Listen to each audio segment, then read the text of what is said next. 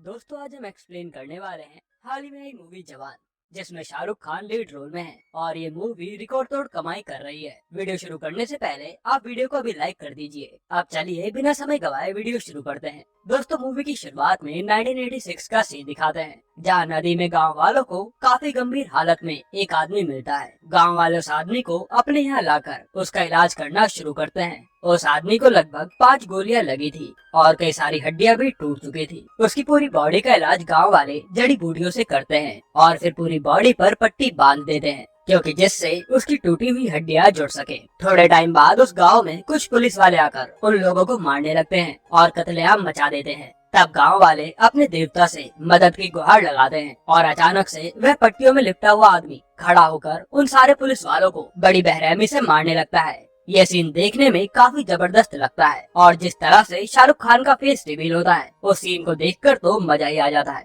अब गांव वालों को उनका मसीहा मिल जाता है, पर वह आदमी अपनी याददाश्त भूल गया था। तब एक बच्चा आकर उस आदमी का हाथ पकड़कर बोलता है कि मैं जब बड़ा हो जाऊंगा तो जरूर पता लगाऊंगा कि आप कौन हैं। अब मूवी में 30 साल के बाद का सीन दिखाते हैं, जहाँ एक मेट्रो में 376 लोग सफर कर रहे थे। जैसे ही मेट्रो ट्रेन टनल में घुसती है, उन पैसेंजर्स में से 6 लड़कियां पूरी मेट्रो को हाईजैक कर लेती हैं और सभी लोगों को बंधक बना लेती हैं। अगले सीन में हमें उन लड़कियों के बॉस को दिखाते हैं, जो मेट्रो में ही बैठकर पूरी मेट्रो को कंट्रोल करता है। तभी उस मेट्रो में एक पुलिस वाला भी था, जो कि उनके बॉस यानी चीफ के ऊपर हमला करने की कोशिश करता है। पर उन लड़कियों का चीफ उस पुलिस वाले को मजा चखाकर उसे अपना गेटअप पहनाकर बांध देता है। अब चीफ पुलिस कंट्रोल रूम में फोन कर उनसे नेगोशिएशन करना शुरू करता है। तब नर्मदा नाम की ऑफिसर चीफ से बात करती है। चीफ नर्मदा को 5 मिनट के अंदर वहाँ पर एग्रीकल्चर मिनिस्टर को बुलाने को कहता है, नहीं तो वह ट्रेन के सभी लोगों को जान से मार देगा। और चीफ कहता है कि वह अपनी सारी डिमांड एग्रीकल्चर मिनिस्टर के सामने ही रखेगा। तब नर्मदा फटाफट एग्रीकल्चर मिनिस्टर को बुला लेती है।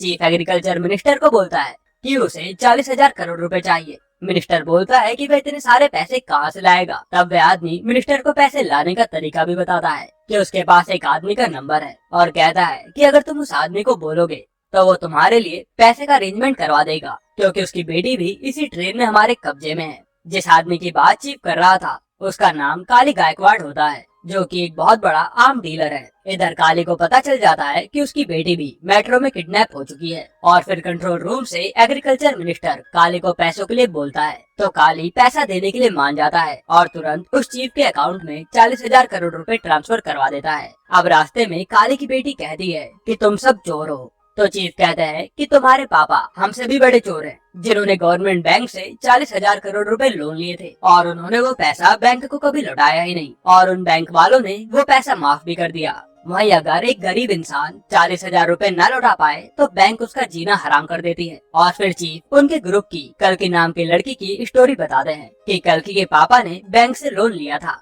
पर वह बैंक के लोन को चुकाने में असमर्थ थे, जिससे बैंक वाले कल्कि के परिवार को धमकाकर परेशान करने लगे। तब कल्कि के पापा को एक पोस्टर दिखा, जिसमें लिखा था कि मरने वाले किसान के परिवार को 2 लाख रुपए मुआवजा मिलेगा। इसके बाद कल्कि के पापा को कुछ नहीं सूझा और उन्होंने खुद को फांसी लगा ली, ताकि मुआवजे के पैसे से वह लोन पूरा हो जाए। और कल्कि अपने पापा की बॉडी को पेड़ पर लटका हुआ देखकर टूट जाती है। उसके बाद बैंक वाले तब भी आकर अपना पैसा मांगते हैं और गुस्से में आकर कल्कि एक बैंक वाले का सर ही फाड़ देती है। इससे कल्कि को जेल जाना पड़ता है। आगे हमें दिखाते हैं कि नर्मदा अपनी पुलिस फोर्स के साथ अगले स्टेशन में चीफ को पकड़ने के लिए पूरी तरह से तैयार है। इधर मेट्रो के सभी लोग कल्कि की स्टोरी सुनकर चीफ के साथ हो जाते हैं और सारे ही लोग चीफ का मास्क लगाकर मेट्रो से निकलकर भागते हैं। इसके कारण नर्मदा और उसकी पूरी टीम चीफ और उसके साथियों को पकड़ नहीं पाती और चीफ और उसकी टीम बड़े आराम से बचकर निकल जाते हैं। इसके बाद हमें दिखाते हैं कि उन 40,000 करोड़ को चीफ ने 60 लाख किसानों के अकाउंट में डलवा दिया है, जिनके ऊपर बैंक वालों का कर्जा था। जब ये बात पूरे देश में फैलती है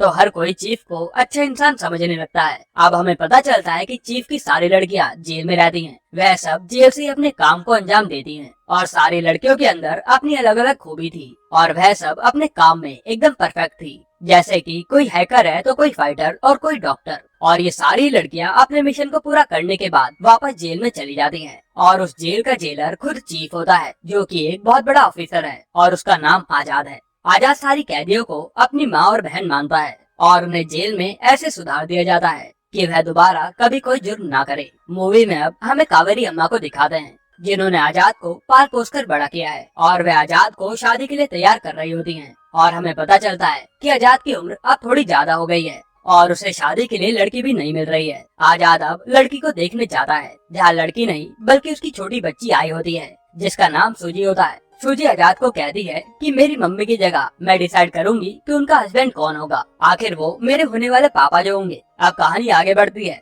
और थोड़े ही दिनों में आजाद और सूजी की काफी अच्छी दोस्ती हो जाती है। फिर हमें पता चलता है कि सूजी की माँ वही ऑफिसर नर्मदा है जो आजाद को पकड़ना चाहती है। नर्मदा को देखकर आजाद एकदम से चौंक जाता है, पर धीरे धीरे उनकी बातचीत होती है और नर्मदा और आजाद एक दूसरे को पसंद करने लगते हैं, जिसके कारण कुछ ही दिनों बाद उन दोनों की एंगेजमेंट हो जाती है और सब लोग शादी की तैयारियों में लग जाते हैं। अगले सीन में हमें आजाद के दूसरे मिशन को दिखाते हैं, जहाँ वे अपनी लड़कियों के साथ उसके अगले टारगेट की ओर बढ़ता है, जो कि होता है हेल्थ मिनिस्टर। हेल्थ मिनिस्टर सब लोगों को बहुत तगड़ी स्पीच दे रहा होता है कि अगर वह कभी भी घायल हुआ तो वह सिर्फ और सिर्फ सरकारी अस्पताल ही जाएगा, क्योंकि उसके रहते सरकारी अस्पताल की हालत एकदम बढ़िया हो गई है, जो कि सरासर झूठ था, क्योंकि सरकारी हॉस्पिटल और भी ज्यादा बदतर हालत में थे। आजाद अब अपनी एक लड़की जो शूटर थी उससे हेल्थ मिनिस्टर को गोली मरवा देता है और एक प्लान के जरिए जैसे तैसे उस मिनिस्टर को सरकारी अस्पताल पहुंचा देता है, क्योंकि आजाद को दिखाना था कि सरकारी अस्पताल की हालत कैसी है। तब ये बात नर्मदा और उसकी टीम को पता चल जाती है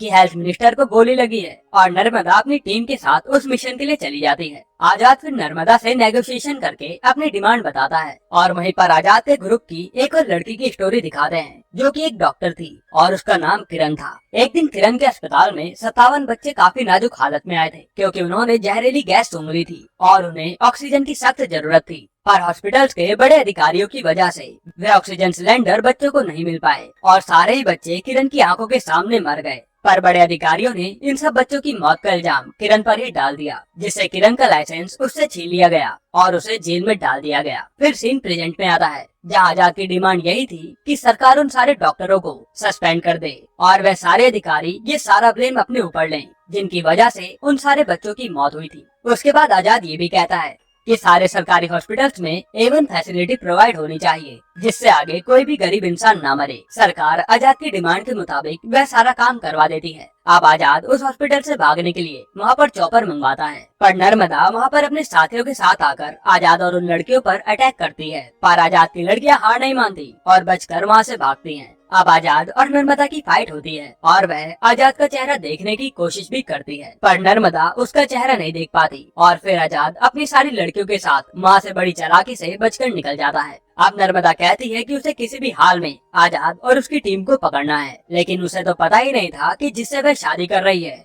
वही ये सब काम कर रहा है। अगले सीन में काली गायकवाड़ अपने साथियों के साथ रशिया जाने के लिए निकलता है और अपना सारा कारोबार अपने छोटे भाई मनीष गायकवाड़ के ऊपर छोड़कर चला जाता है। इधर आजाद और नर्मदा की बड़ी धूमधाम से शादी होती है और नर्मदा की बेटी सूजी भी आजाद और उसकी माँ की शादी से बहुत खुश थी। आजाद अब नर्मदा को रात में सब सच बताने वाला होता है और आजाद ने पहले भी नर्मदा को इशारों से समझाने की कोशिश की थी, पर बात नहीं बनी। इधर नर्मदा का एक ऑफिसर ईरानी आजाद की आइडेंटिटी पता लगाकर नर्मदा को फोन में सब कुछ बता देता है। अब आजाद को जेल से लड़कियां फोन करके फर्स्ट नाइट के लिए छेड़ रही होती हैं। तब इधर नर्मदा आजाद पर बंदूक तान देती है और उसके कंधे पर एक गोली भी मार देती है। तभी एकदम वहाँ पर मनीष गायकवाड़ आकर नर्मदा और आजाद को पकड़कर ले जाता है और जेल से लड़कियां आजाद को बचाने के लिए निकल जाती हैं, क्योंकि उन्होंने फोन पर सब कुछ सुन लिया था। उसके बाद यहाँ काली गायकवाड़ का भाई पहले दोनों को पिटवाता है और फिर नर्मदा को शूट कर देता है। फिर जैसे ही वह आजाद को मारने वाला होता है, तब वहाँ पर एक आदमी की एंट्री होती है, जो कि थे आजाद के पापा। आजाद के पापा अपने नाम विक्रम राठौर बताते हैं और वहाँ सबको बुरी तरह से मार मार कर अपने बेटे और नर्मदा को बचा लेते हैं। इधर काली गायकवाड़ रशिया में बड़े बड़े देश के लोगों से खुफिया मीटिंग करके बात कर रहा था कि अगर आप अपने देश में आर्म्स की फैक्ट्री खोलोगे तो वहीं के लोग प्रोटेस्ट करके उनकी फैक्ट्री पर ताला लगवा देंगे। पर ये सब काम करने के लिए सबसे बेस्ट जगह इंडिया है, बस उन्हें कैसे भी करके वहाँ पर इलेक्शन जीतना होगा और इसके बाद वह आराम से कोई भी फैक्ट्री डाल सकते हैं और वहाँ पर कोई कुछ भी नहीं कर पाएगा। काली फिर बोलता है कि इलेक्शन जीतने के लिए बहुत सारा पैसा लगेगा और फिर काली 20% अपनी ओर से देने को कहकर बाकी का पैसा आप सब मिलाओ कहता है। तब वहाँ पर एक आदमी बोलता है कि बाकी का 80% पैसा मैं दूंगा और थोड़ी देर बाद काली को पता चलता है कि उसके भाई मनीष को आजाद ने मार दिया है। काली को ये सुनकर काफी गुस्सा आता है। इधर नर्मदा आजाद और उसके पापा के बारे में सब पता लगाना चाहती थी, इसलिए वे अपने साथी रानी के साथ मिलकर आजाद की जेल में जाकर लड़कियों से सब पता लगाने का प्लान करती है। अब नर्मदा जैसे ही जेल पहुंचती है, वहाँ उसे सबसे पहले आजाद के पापा विक्रम राठौर की स्टोरी पता चलती है। और अब मूवी पास्ट में जाती है और हमें विक्रम राठौर और उसकी वाइफ ऐश्वर्या को दिखाते हैं, जो कि एक दूसरे से बहुत प्यार करते थे। और विक्रम राठौर एक बहुत बड़ी स्पेशल टीम के सोल्जर थे। एक दिन विक्रम राठौर को बताया जाता है कि बॉर्डर पर कुछ ट्रक वालों को बंदी बना लिया गया है। फिर कुछ सैनिक उनको रेस्क्यू करने के लिए गए, जिसमें से आधे सोल्जर मर गए और आधे उनके कब्जे में हैं। तब विक्रम राठौर अपनी स्पेशल टीम के साथ बॉर्डर पार करके दुश्मनों से लड़कर उन्हें छुड़ाने के लिए जाते हैं।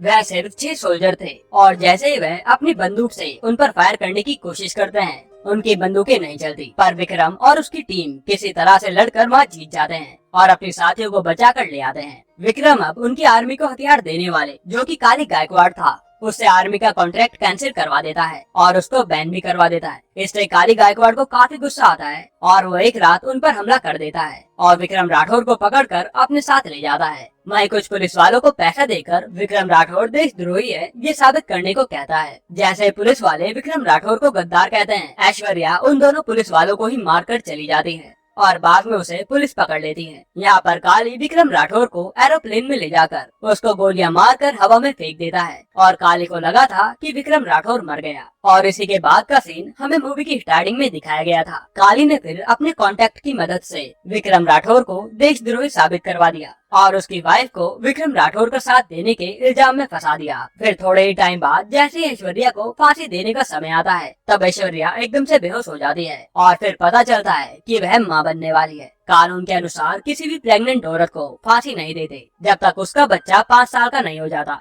अब जैसे ऐश्वर्या का बच्चा होता है, ऐश्वर्या उस बच्चे का नाम आजाद रखती है और जेल की सारी औरतें आजाद का काफी ध्यान रखती हैं। अब 5 साल बीतने के बाद आजाद की मां को फांसी दे दी जाती है और इसके बाद कहानी अब प्रेजेंट में आती है और वह पुलिस वाला जो कि मेट्रो में आजाद से मिला था, वह वही लड़का होता है जिसने विक्रम राठौर से वादा किया था कि वह पता लगा कर रहेगा कि आप कौन हैं। उस पुलिस वाले ने विक्रम राठौर की टीम के 6 आदमी को भी ढूंढ लिया था, पर विक्रम राठौर की याददाश्त अभी भी नहीं आई थी। अब आजाद अपने पिता से मिलकर बहुत खुश होता है। फिर विक्रम के साथी बताते हैं कि विक्रम अपनी लाइफ के बारे में सब कुछ भूल गया है, पर उसकी सारी स्किल्स वह नहीं भूला।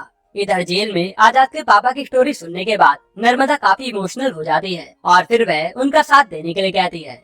पर ईरानी जो नर्मदा के साथ काम करता था, वह नर्मदा और उन लड़कियों को जेल से निकालकर उन्हें खूब मारता है। तब हमें पता चलता है कि वह भी काली का ही आदमी होता है और वह नर्मदा की सारी बातें काली को रिपोर्ट करता था। जैसे ही रानी उन सबको मारने वाला होता है, वहाँ पर विक्रम राठौर आजाद के साथ आकर सबको बचा लेता है और लड़ाई के दौरान आजाद की एक लड़की लक्ष्मी को ईरानी से गोली लग जाती है, जिससे वह मर जाती है। आजाद अब अपनी टीम के साथ प्लान करता है कि काली का बहुत सारा पैसा कंटेनर में आ रहा है, जिसे खिलाकर वो इलेक्शन जीतने की कोशिश करेगा और आजाद को किसी भी हाल में उन पैसों को अपने कब्जे में लेना था। आजाद अब अपनी टीम को लेकर काली गायकवाड़ के पैसों से भरे ट्रक लूटने लगता है, पर आजाद और उसकी टीम उन लोगों को संभाल नहीं पाती। तब वहाँ पर बाइक से विक्रम राठौर और उसकी टीम की एंट्री होती है, जो कि एकदम सॉलिड एंट्री थी। तब आजाद के पापा उसे बोलते हैं कि तुम कंटेनर को संभालो, बाकी के सारे लोगों को वह और उसकी टीम संभाल लेंगे। इसके बाद आजाद उन पैसे के कंटेनर को लेकर वहाँ से चला जाता है, पर विक्रम राठौर उन सब लोगों को ज्यादा देर तक नहीं संभाल पाता